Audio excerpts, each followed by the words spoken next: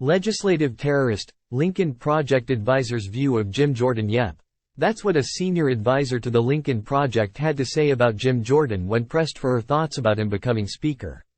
You can read the raw story article here. Time equals 400 Ms. greater than I worship freedom. Instead of being in church this Sunday morning, I'm instead taking time to see what's going on in our democracy and world affairs, because freedom is under sustained attack both abroad and here in the US. One very specific attack on freedom is the candidacy of Representative Jim, he groped me coach.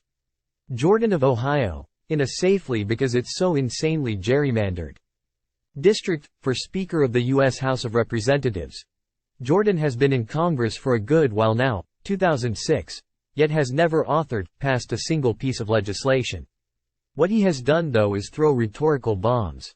Actually, more like flaming bags of poop with a lit cherry bomb inside. In general, he's there because GOPers like that. He comes up with all manner of crazy, frequently vile and pretty much bad *T insane accusations against Democrats. And since Trump came along, Jordan has had his lips surgically attached far up into the rectum of one Donald Trump, which of course makes him golden in MAGA world. Jim Jordan is also an insurrectionist. Not just some run-of-the-mill one either, but one who at the very least was intimately aware of what was planned for January 6, if not actively part of planning. He wants to destroy our government, our constitutional republic, and replace it with whatever fascist state Donald Trump wants the U.S. to be on any given day. So, naturally, Trump has supported Jordan's bid to become Speaker of the House.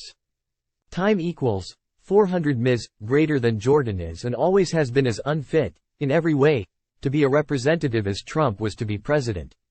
The majority of Republicans in the House know it, which is why, even with Trump's backing, Jordan was beaten by Steve Scalise in the first attempt by the Republican conference to meet and select a Speaker candidate they could take to the floor and get approved. Scalise quickly dropped out, however, when it became clear he'd never get enough votes from his caucus. 217 is the magic number. And not wanting to put his party and the country through another go-doffel spectacle like we saw this past January, he did what Jordan demanded in a private meeting less than an hour after getting a majority. Not a strong one, but more than enough to show the choice wasn't a fluke, and threw his own support behind Jordan. So the GOPers had another closed-door meeting and tried again.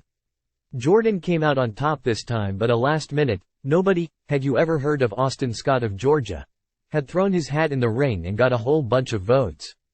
Jordan, I'm sure, was stunned, and he pressed for another vote, no doubt with some not at all subtle threats at a caucus he'd already pissed off mightily with his antics that started the moment he lost to Scalise. Jordan did better, but still far short of what he'd need. So the House decided to take the weekend and tomorrow to decide what to do, and they will get together Tuesday to see if all this can be resolved.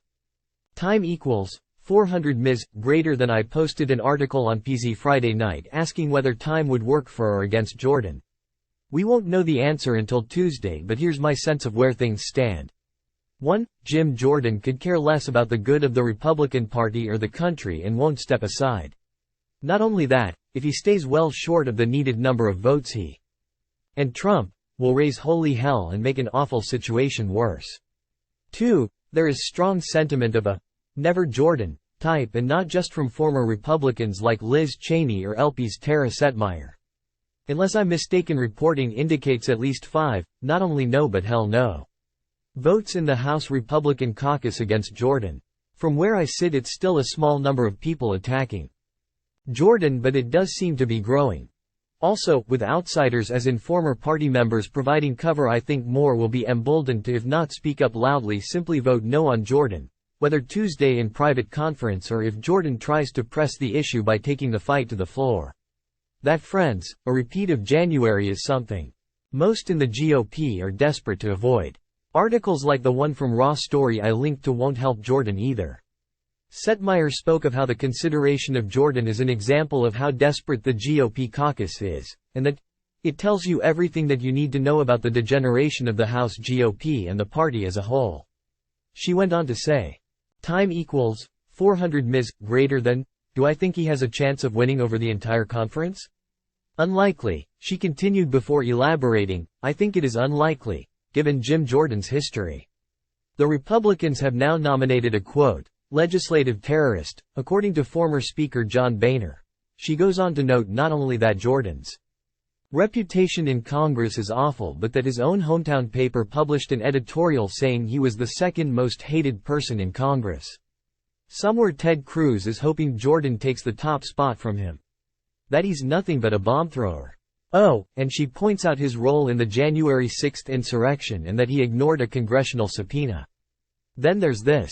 Time equals 400 ms. greater than. So this guy is supposed to be the one who is now going to bring the House of Representatives together and hold the Speaker's gavel, she continued. You do not negotiate with terrorists. If he has a reputation of being a legislative terrorist, what makes anyone think he is all of the sudden had a born-again experience and is going to become a decent human being and an adult legislator who is going to run the House of Representatives, which requires playing ball with both sides? Setmeyer's citing of former Speaker John Boehner, himself forced out by the crazies, the Freedom Caucus, which Jordan has always been prominent in, calling Jordan a legislative terrorist, will possibly become attached to Jordan's name as his candidacy for Speaker continues.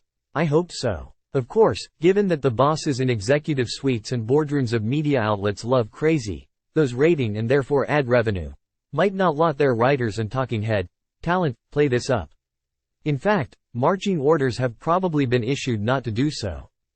Time equals 400 ms. greater than. That means it's up to the rest of us, on political blogs like this, on other blogs and social media, and hell, just in old-fashioned communications with friends, family and people we come across, to attach the words legislative terrorist to Jordan as firmly as his lips are attached to Trump's rectum.